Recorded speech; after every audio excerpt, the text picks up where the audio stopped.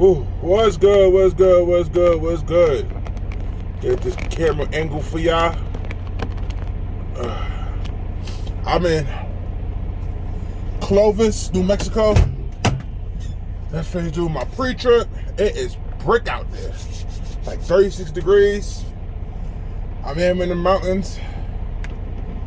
And I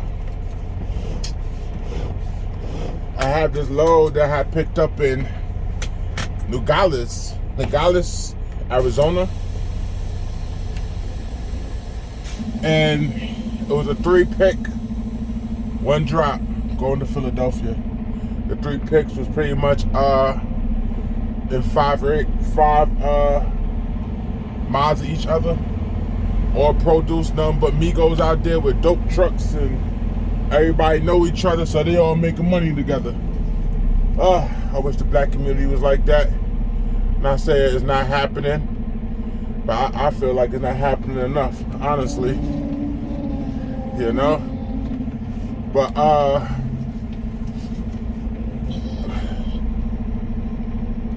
I'ma say this. I'll play that track here. I got a lot of driving to do, man. This load had to be delivered Sunday morning, Eastern time, at 6 a.m. First day I got it, I didn't have a fresh clock because the deadhead was around 3 hours. No, I want to say 2 hours. And all them 3 pickups, whatever.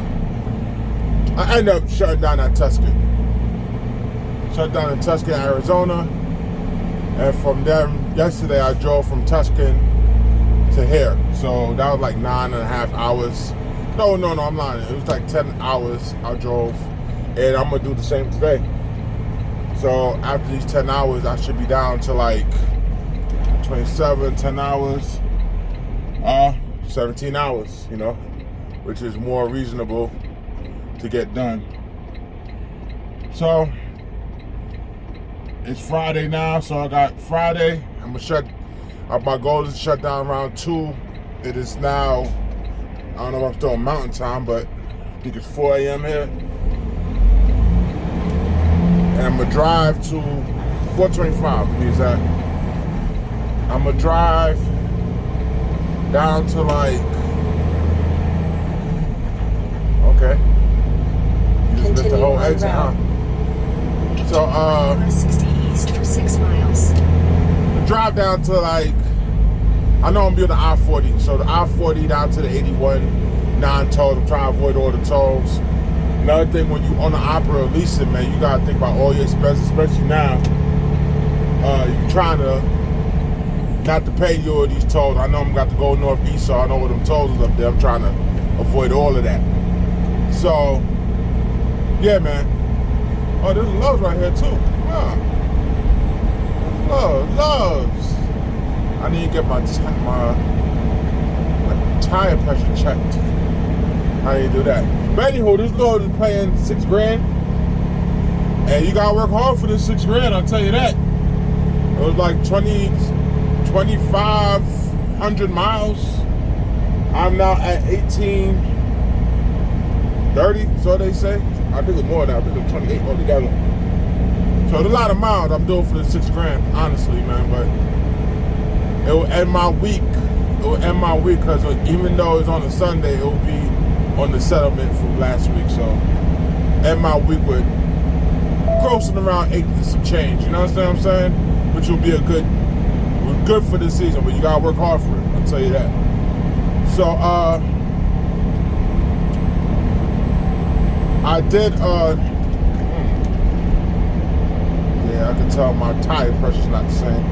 So I will shut down at Love soon. Stop at a Love in my 30 minute and get a tire check. But I always want to say that, man, like, look,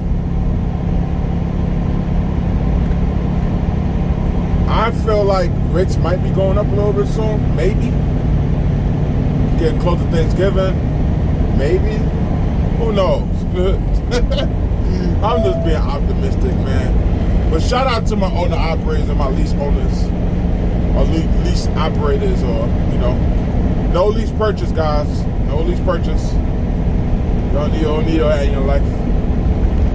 But and anybody that's wanna transition to a different company, come to the 1099 company. If y'all have flatbed experience, stack deck experience, that's where the money. I have no experience in that, but they still eating good out there for a fact. I know flatbed is still eating. People still getting $4 a mile. Some people still getting 3 and some change. So flatbed is still doing pretty good out here. Reefer, I know reefer is still doing better than drive-in. Drive-in ain't looking good right now.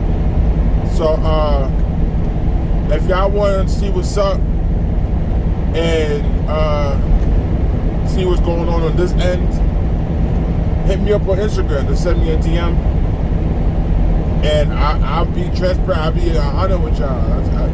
You understand what I'm saying? I do recommend start off a company right now, unless you have your own truck or something like that, and you're trying to lease on or anything like that. I'm pretty sure they take on operators. But you got flatbed experience, definitely come through. And step deck and all that. But flatbed, step deck, corner soga, they do all that. You feel me? But if you want to do reefer too, that's cool too. You feel me? I had a homeboy that he called me out the blue. I used to work with him some years back. Cool kid. And he called me. He was in a company out of here in Chicago. I'm at a company out of Chicago. And he was at a company in Chicago, and he was like, yeah, man, they doing some shady shit, boom, boom, this is going on.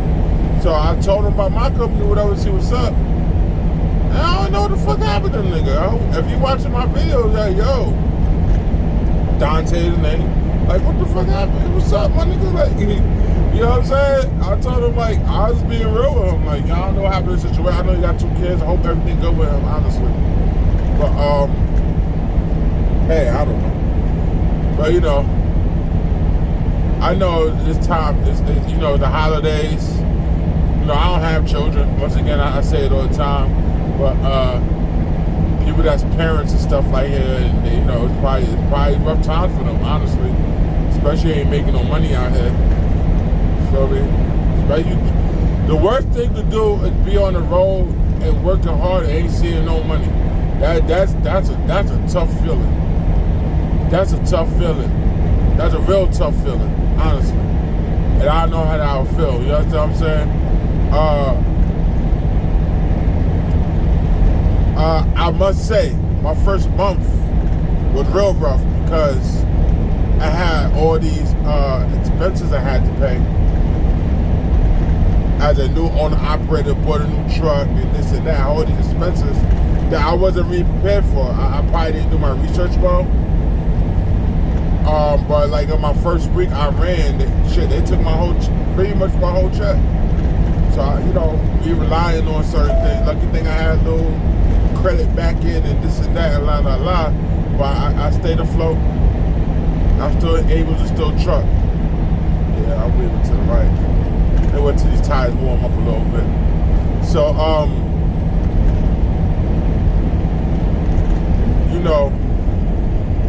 I am speeding. Speed limit is 45. What am I doing? Calm my ass down while I'm in New Mexico. But yeah, man, do y'all research before y'all do anything, man. Do y'all research. Do as much research as possible. Another thing too, all my guys that's about to buy a truck or thinking about buying a truck, do your research on that vehicle. Do that vehicle. Yo, when I say do your research, know everything about that truck. I learned this a while ago.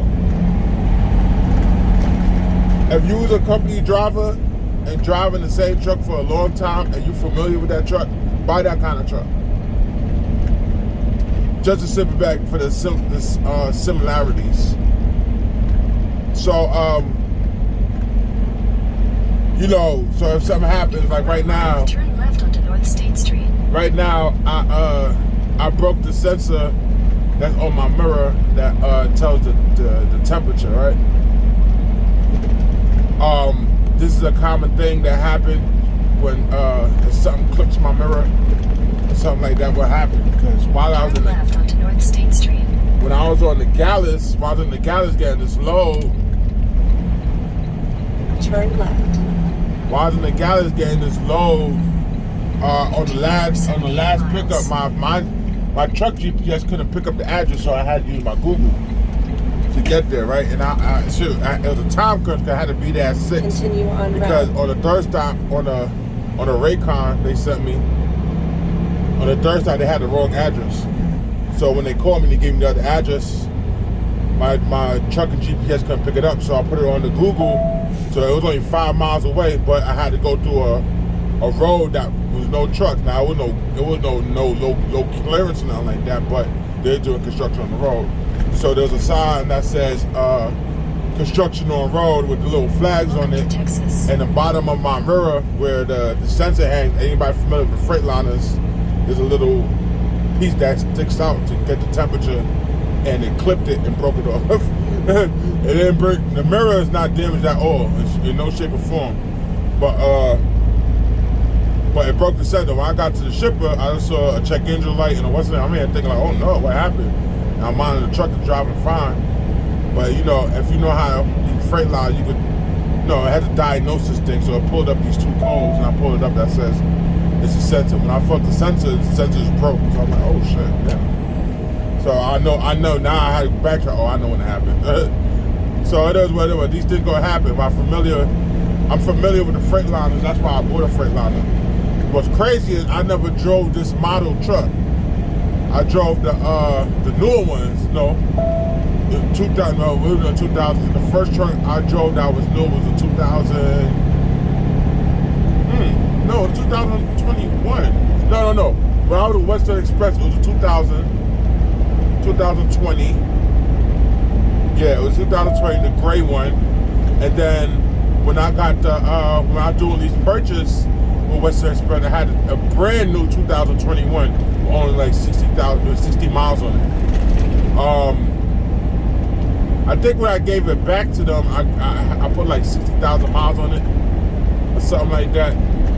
They ran me. I ran that truck. I ain't have that long either. I think I did a lease purchase for a month or 2. It wasn't that long. 60,000, or did it have 30,000? I think it was 60,000. I'm pretty sure. It's November. Yep. So probably like 2 months. I think I did a lease purchase in November, and gave it back right before I went to Jamaica. So, but anywho, it was I was familiar with these trucks. The turning radius, the everything. You know what I'm saying? I know how to drive. I'm just familiar with them. The first truck I drove was an International. I had a Swift, and I ended up liking that truck because my first truck was clean and whatever. You know what I mean? I think they're pretty spacious in the back. I don't like the visibility on back end because the way it's set up. You got, same thing with the Peterbilts and the Kenworths.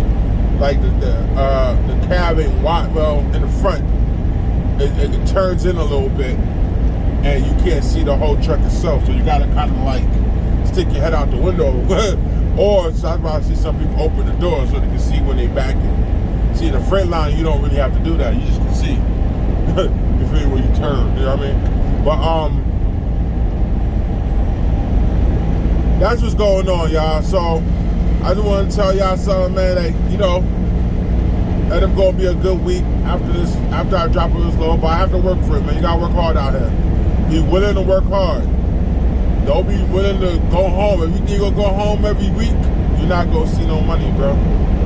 Especially if you in this climate, because you gotta be where the money at right now. That's what I'm saying. Hopefully, when I get to Philadelphia, I can pick up a load and give it back to Chicago, because I still haven't exchanged this trailer yet. I don't, it is what it is, but it will be exchanged soon, as soon as I get there. So I'm gonna leave that there, man. Y'all stay safe, stay blessed, stay warm, because obviously I went from 78 degree weather, now I'm in 36 degree weather. Damn. Yeah, just high elevation on this desert. I'm in the desert, so I should be in Texas soon, and my goal is to be, hopefully I could be deep in Oklahoma at least, or close to them, Tennessee, some, or Arkansas, I don't know, but we'll see. I'ma holler at y'all.